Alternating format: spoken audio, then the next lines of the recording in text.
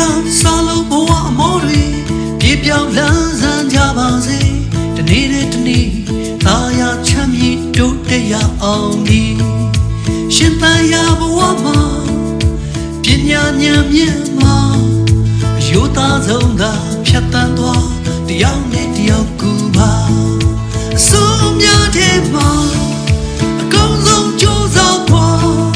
အမြဲတမ်းလေးပြသဖို့အရေးကြီးတယ်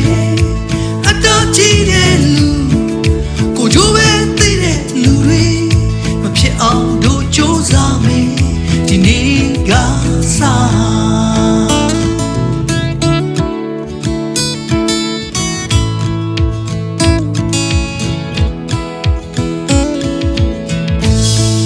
ဒီနေ့ကစားလို့စိတ်နှလုံးတွေပျော်ရွှင်လန်းဆန်းကြပါစေဖြူစင်စိတ်ထားသာယာချမ်းမြေ့ချီလန်းတိုင်းအောင်မပြေပညာဉာဏ်မြင့်မှာအခိုင်မာကိုခြင်းတရားအယုသားဆုံးသာဖြတ်တန်းသွားညီညွတ်တဲ့ဒုက္ခအားအစိုးများ